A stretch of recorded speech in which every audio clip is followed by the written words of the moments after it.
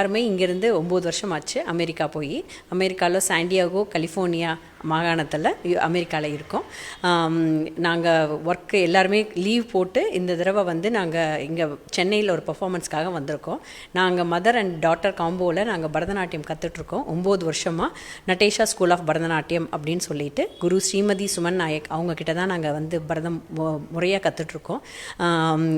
இந்த தடவை மார்கழியில் சென்னையில் நிறைய ஃபங்க்ஷன்ஸ் நடக்குதுன்னு சொல்லி கேள்விப்பட்டோம். ஸோ அதனால் நாங்கள் அங்கே விடுமுறை எடுத்துகிட்டு இங்கே மார்கழியில் சென்னையில் நடக்கிற மார்கழி மகா உற்சவத்துக்காக வந்திருக்கோம்.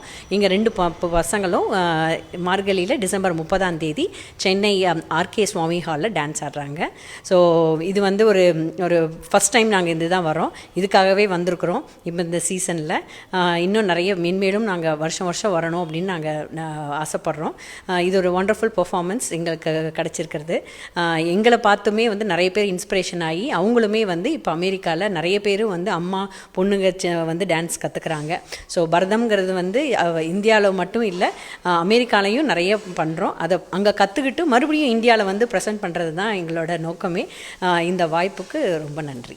எல்லாமே பார்த்திங்கன்னா நம்மளோட புராண இது தான். இப்போ குழந்தைங்களுக்கெல்லாம் வந்து இங்கே வந்து நம்ம கதை சொல்லி நம்மளுக்கு புரிய வைக்கிறத விட பரதத்தில் வந்து ஈஸியாக கனெக்ட் ஆகுது முடியுது. இப்போ தசாவதாரம், ராமாயணம் கதை, கிருஷ்ணர் பற்றி எல்லாமே வந்து இது கலையில் இந்த பரத கலை மூலமாக தான் நம்மளுக்கு வந்து கிடைக்கிது. ஸோ அவங்களுக்குமே வந்து நம்மளோட இதிகாசம் கலை அப்படின்னா என்ன, அந்த இது கலை பண்பாடு அதெல்லாமே வந்து அவங்களுக்கு தெரியுது. ஸோ இப்படி தான் இருக்கணும் அப்படிங்கிற மாதிரியே அமெரிக்காவில் இருந்தாலுமே குழந்தைங்கள்லாம் பார்த்திங்கன்னா ரொம்ப கலை ஆர்வத்தோடு தான் வந்து நான் வளர்ந்துட்டு வராங்க. ஆம்பளைங்க பொம்பளைங்கன்னு இல்லாமல் எல்லாரும் 2 மேற்பட்டவங்களும் வந்து பரதம் கற்றுக்குறாங்க. ஸோ அதில் வந்து ஒரு கோட்பாடு இருக்குது, இப்படி தான் வரைமுறை இருக்குது. அதெல்லாம் வந்து நாங்கள் இன்னும் அதை ஃபாலோ பண்ணுறோம். வந்து அமெரிக்காவில் எங்கள் அம்மா கூட அரங்கேற்றம் எல்லாம் பண்ணோம்.